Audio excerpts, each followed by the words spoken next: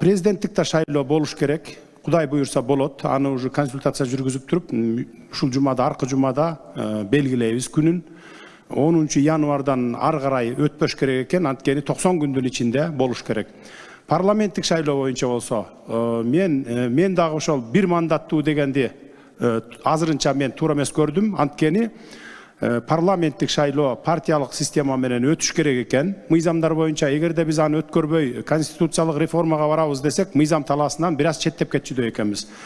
Кандай өткөрүү? Мисалы 3%га чейин түшүрөлү деген сунуштар болуп атат. Аны өзүңүздөр чечиңиздер. Бирок 3% өтө эле ылдый болуп калат го деп ойлойм. 5%га түшүрсө болот болуш керек. Бул менин жеке оюм, эч кимге таңуулаган жокмун.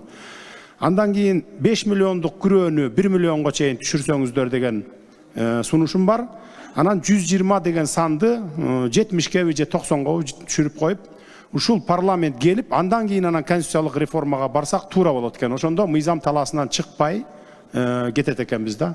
Менин өзүмдүн жеке оюм ушунда, эч кимге таңуулаган жокмун. Аны эми депутаттар азыр лидер фракциялар менен, спикер менен отуруп кеңешсек, сүйлөшсөк, анан бир чечимге келгенден кийин анан парламенттик шайлоону анан ошондон кийин дайындайлы.